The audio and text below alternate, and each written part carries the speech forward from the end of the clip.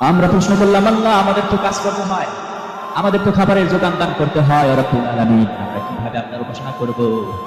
আল্লাহ বলছেন রিজিকের মালিক এই রিজিকের মালিক আমি রব্বুল আলামিন। আল্লাহ বলছেন ফালয়ানজুরিল ইনসানু ইলা তুআমিহি আন্না সাবাবনাল মা'a সাব্বা মা শাকাকনাল আরদা শাক্কা ফাআনবাতনা ফিহা হাব্বা ওয়া ইনাবা। আল্লাহ রাব্বুল আলামিন বলছেন, আমার গোলাম শোনো, আমার মানুষেরা শোনো, আমি রব্বুল আলামিন তোমাদেরকে খাবারের ব্যবস্থা করে দিয়েছি। কিভাবে? তোমরা কি জানো না? তোমরা কি দেখো না?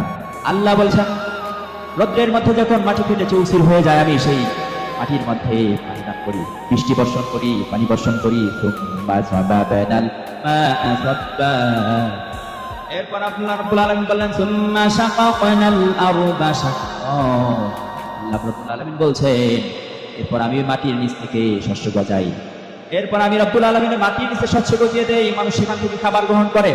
আল্লাহ রাব্বুল আলামিন বললেন, আমি তোমাদেরকে খাবার দিয়েছি, পানিও দিয়েছি, বস্ত্র দিয়েছি, নদী দিয়েছি, পাহাড় পর্বত দিয়েছি, সব ধরনের আমি তোমাদেরকে উপকরণ দিয়েছি। আল্লাহ রাব্বুল আলামিন বললেন, আমার গোলাম তোমরা কেন আমার উপাসনা করতে পারবে না? আমরা প্রশ্ন করলাম, আল্লাহ এই দুনিয়ার মধ্যে যদি আমরা আপনার অনুসরণ না করি, আপনার বিধান না মানি, তাহলে আমাদের কি হবে? এই দুনিয়াতে থাকতে হলে আমাদের কি করতে হবে?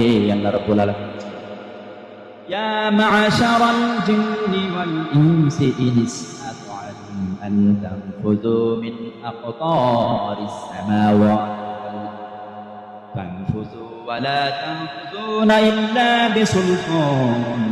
আল্লাহ রাব্বুল আলামিন বললেন, যদি তোমরা আমার বিধান না মানতে চাও, তাহলে আমার এই পৃথিবী থেকে, আসমান এবং জমিনের মাঝখান থেকে তোমরা চলে যাও। আল্লাহ রাব্বুল আলামিনকে আমরা প্রশ্ন করলাম, ও দয়াময়, আমরা তো ওই পৃথিবী থেকে চলে যেতে পারবো না, আমরা ওই শনি গ্রহে যাব। আল্লাহ রাব্বুল আলামিন বললেন, ওটাও আমার। আমরা ওই বুধ গ্রহে চলে যাব। আল্লাহ বললেন, ওটাও আমার। আমার হুকুম ছাড়া, আমার শক্তি ছাড়া তুমি পৃথিবীও ছাড়তে পারবা না, তুমি এই পৃথিবী ছেড়ে যেতে পারবা না। তাহলে আমাকে অবশ্যই তোমাকে আমার উপর করতে হবে, এতে কোনো সন্দেহ নাই। আল্লাহ রাব্বুল আলামিনকে আমরা প্রশ্ন করলাম, ও দয়াময়, এই পৃথিবীতে আমরা কার উপাসনা করব? তোমারই উপাসনা করতে হবে কিনা? এই পৃথিবীতে কার রাজত্ব চলবে, এটা একটু আমাদেরকে বলে দেন।